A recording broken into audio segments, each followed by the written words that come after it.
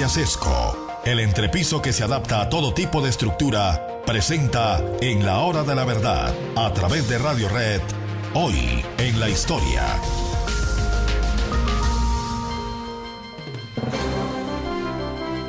El régimen de Batista se había caído el 1 de enero, pero solamente el 8 de enero entra triunfante a La Habana Fidel Castro.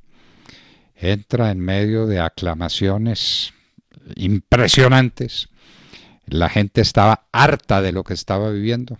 Fidel Castro era una esperanza y tenía un magnetismo personal y una capacidad de atracción de la gente increíble.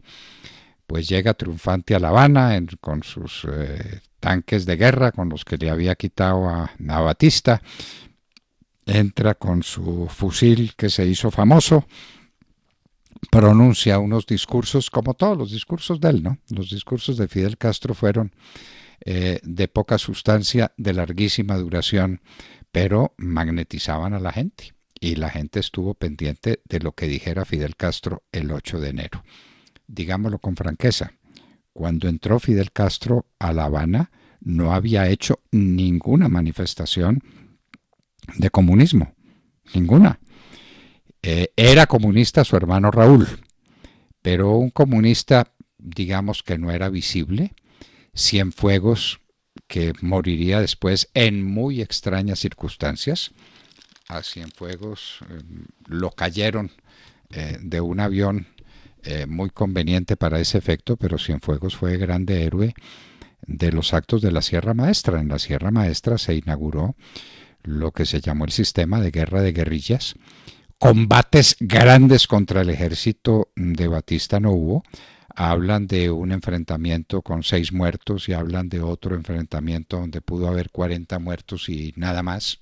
Poca que se cayó Batista. A Batista, más que tumbarlo Fidel Castro, lo tumbó el propio sistema. Lo tumbaron sus excentricidades y sus estupideces.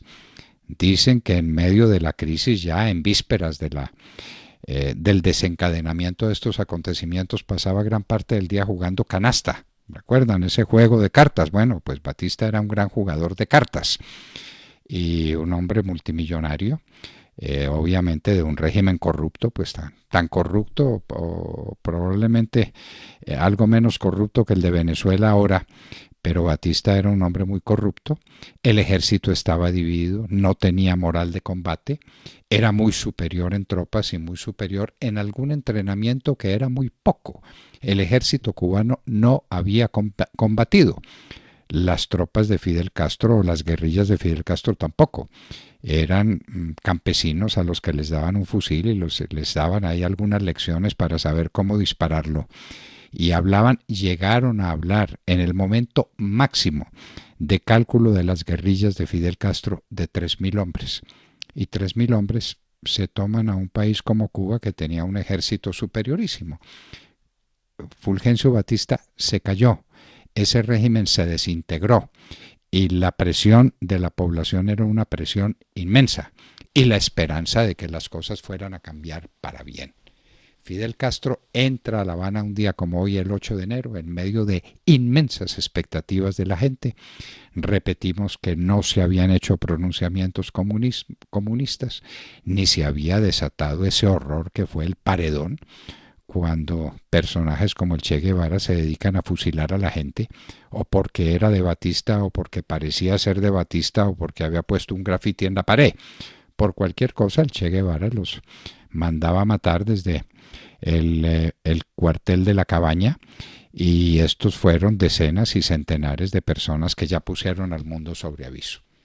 ¿Qué es lo que viene? ¿Qué es lo que va a pasar? Y eso que venía y eso que iba a pasar llegó por etapas. Hubo una etapa de reforma agraria, ténganlo en cuenta los que miran con cierto desdén o indiferencia o falta de precaución intelectual.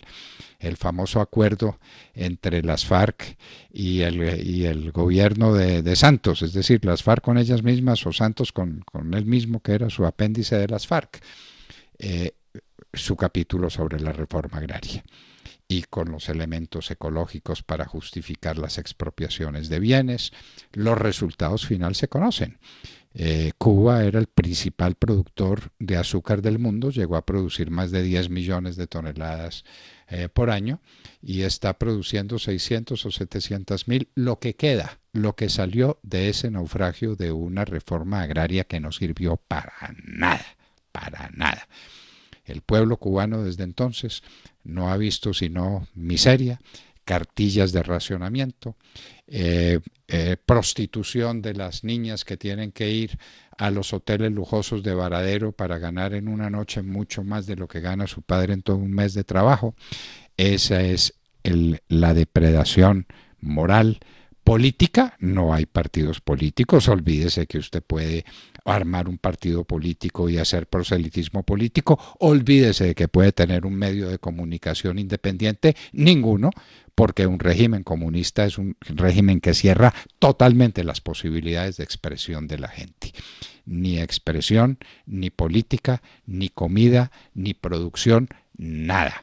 Tantos años después, este es el resultado de la Revolución Cubana, que tiene un momento clave, un momento definitivo, cuando en un día como hoy, 8 de enero, en el año de 1959, entre vítores, exclamaciones, la locura de la gente, entra a La Habana triunfador Fidel Castro.